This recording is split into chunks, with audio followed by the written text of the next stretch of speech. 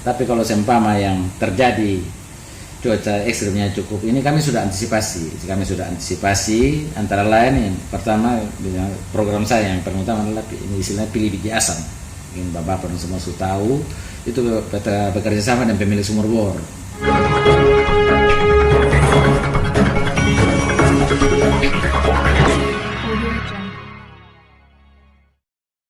Pemirsa yang budiman di mana saja Anda berada, terima kasih telah mengunjungi channel Suara Fakta Hukum. Jangan lupa like, subscribe, dan komentar. Air bersih merupakan salah satu kebutuhan pokok bagi setiap orang. Oleh sebab itu, ketersediaan air bersih sangat diperlukan.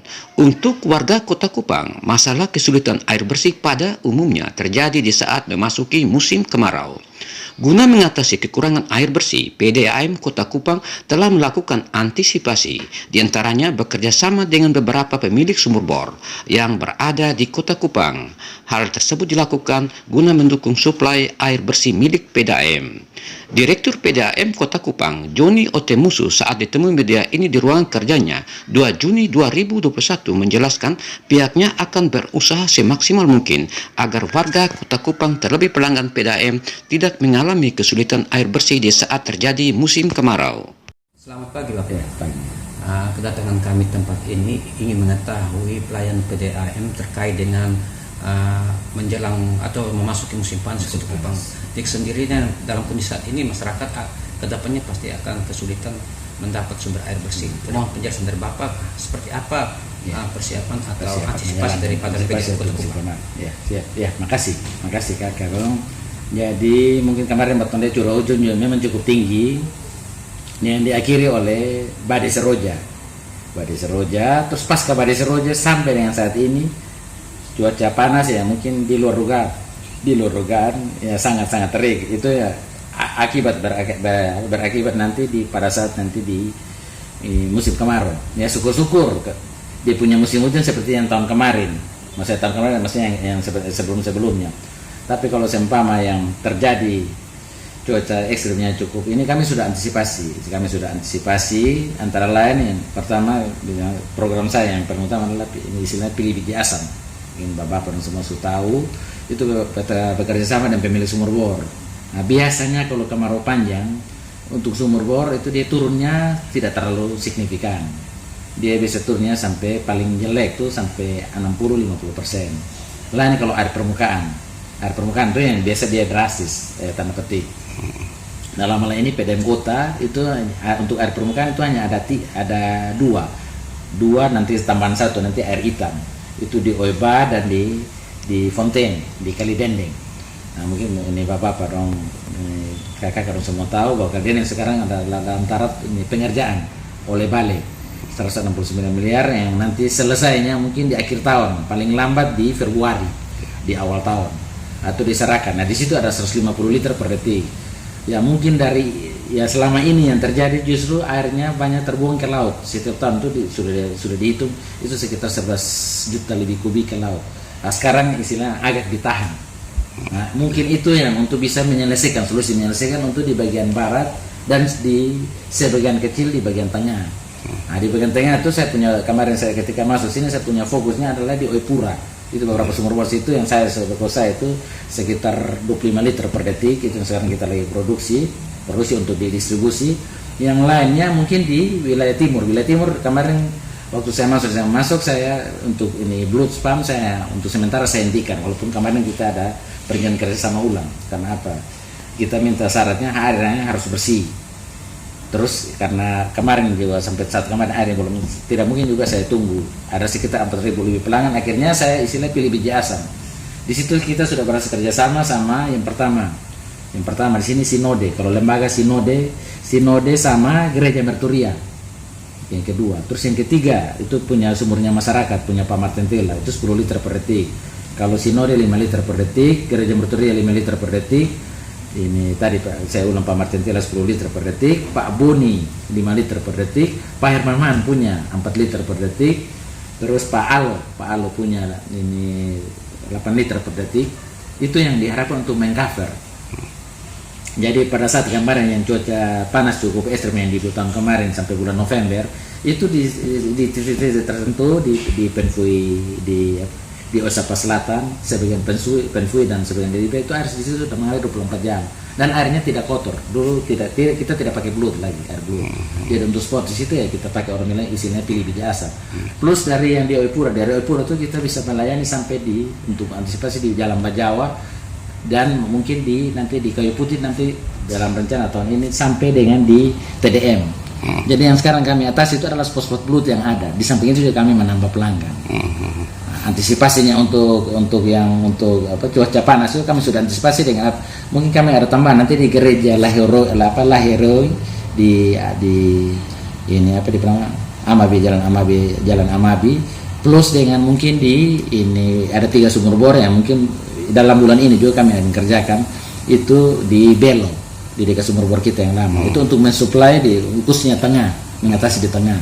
Dan nanti dia punya ujung muaranya di bagian timur itu adalah nanti di air permukaan, air hitamnya Unkris itu yang MUU-nya itu 35 liter per detik. MUU-nya sudah tantangannya oleh Pak Wali Kota dan nanti diharapkan di punya tahap awalnya kita penyertaan kita sudah cari, kita mulai eksekusi di situ dan mungkin kita harapkan nanti di perubahan dan anggaran murni itu kita maksudnya untuk follow up lebih lanjut lagi.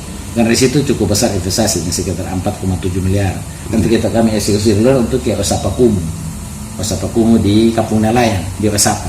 Itu yang kami proses ke situ untuk dalam tahun ini. Itu untuk air permukaan di Unkris. Yang selama ini dilayani oleh Blut.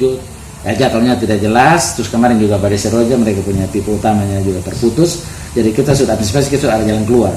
Jadi sekitar 1.000 lebih pelanggan dari 4.000 lebih yang ada yang spotnya Blut itu kita sudah layani. Diharapkan tahun ini kita bisa melengkapi semua. Terus tambahan pelanggannya untuk tahun ini cukup signifikan. Kita pelanggannya sudah 13.000 lebih.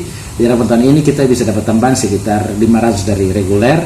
Terus dari ini pelanggan dari PDM kota kita bisa ambil sekitar 300 pelanggan. Dan yang paling utama adalah nanti keledai yang selesai itu mereka kasih kita 1.000 pelanggan. Itu yang pemasangan secara gratis dari proyek APBN. Nah, kita lihat bahwa dari kerjasama yang ada ini Kabupaten Kupang juga ada di wilayah kota. Nah ini bagaimana sistem pembagian warga? Siap. Jadi sebenarnya carut marut pelayanan ini adalah masih ada beroperasinya 2 operator di dalam satu kota. Dalam satu kota. Terus ditambah lagi dengan ini Blue Spam berarti 3. Jadi kemarin kami sudah diskusi sama DPR plus sama pemerintah dalam Pak Wali. Kami akan segera membuat ini dari DPR nanti PDM satu operator, terus dari pemerintah sini kita akan menyiapkan ini perumda. Jadi PDM ini berubah jadi perumda. Perumda ini tempat yang kedua kan harus jelas. Tapi dengan sendirinya mereka bergeser tanda petik.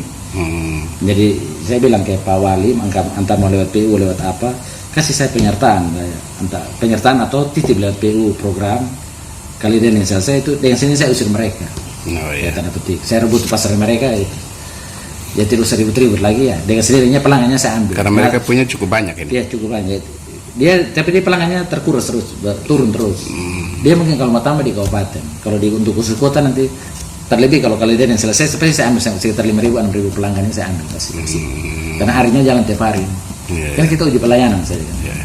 Jadi kalau dilihat dari kerjasama beberapa sumur bor yang sudah ada, sudah berapa persen tercover warga kota? Yang kalau untuk cakup pelayanan untuk yang dilayani oleh kota saya masuk itu sekarang sudah sekitar 22% dari seluruh. Terus yang 39% yang dilayani oleh kabupaten. Jadi kalau di total semua, karena ada juga yang pelanggan kabupaten juga pelanggan kota. Untuk total semua sebenarnya cakup pelayanan di sini berapa 47%, berarti 53% orang belum dapat air. Yang paling pokoknya adalah masalah jaringan, belum menyeluruh, terutama yang di bagian alat, foto kuah, itu jaringan kita masih. Saya lihat di Kelurahan Ioni juga ada beberapa dusun, beberapa RT. Siap. Sampai hari ini mereka beli air. Sampai musim hujan pun mereka beli air. Programnya PU yang kemarin sumur bor di sana, mungkin surveinya kurangnya akhirnya tidak maksimal, tidak. Terus mereka sudah terlanjur bangun reservoir. Reservoir kalau ditinggalkan kosong, itu pun kita tidak diam. Nanti foto kuali kita sudah manfaat reservoirnya kita perbaiki, pelan-pelan kita melayani bergerak ke sana. Apalagi rumah sakit internasional ada di Alak Molava. Itu juga nanti yang bersambut nanti kalau kali dendeng selesai, plus juga nanti disambung dengan ini air sagu. Sabar ya. Itu dari saya. Bagaimana untuk mengatasi kekurangan fasilitas seperti perbaikan untuk melayani warga pelanggan air supaya dalam menyalurkan air jangan sampai terhambat? Kalau untuk sekarang, untuk khusus untuk pelanggan PDAM kota, saya rasa tidak ada hambatan. Ya sekarang untuk jadwal sekarang dengan kondisi air sekarang itu ada yang jalan 24 jam. Yang tadi bilang 3 titik tertentu di Osapa Selatan, sebagian Liba, sebagian Pemfu itu jalannya 24 jam. Tapi ada yang tertentu yang paling jelek itu kita 1 minggu 2 kali untuk sementara ini. Shift-shiftan. Ada yang 3 kali, ada 4 kali, tapi yang paling jelek 1 minggu 2 kali. Itu yang paling apa di Belo itu yang. Himbauan Bapak seperti apa terhadap pelanggan air minum di Kota Kupang supaya nanti musim panas ini mereka jangan sampai menyasar dengan hal tertentu, karena pelayan ini kita tahu bahwa pada musim panas ini debit air turun. Tapi minta pemahaman dari mereka seperti apa? Ya kalau yang paling utama ini para pelanggan adalah minimal di rumah ada ini ada bak penampung. Jadi ketika jatuh airnya paling jelek nanti 1 minggu 1 kali, kalau terus nanti yang mungkin yang 4 minggu yang 1 minggu 4 kali itu nanti di musim puncak musim panas itu bisa 1 minggu 2 kali. Kalau ada bak penampung kan tidak masalah. Istilahnya kita mempergi supaya pelanggan tidak beli tangki. Pengeluarannya kan bisa kalau ada bak penampung kan ya dia bisa stok untuk jadwal berikutnya air yang baru. Itu diharapkan itu. Terus kalau mau hemat air ya orang air tidak terbatas kan.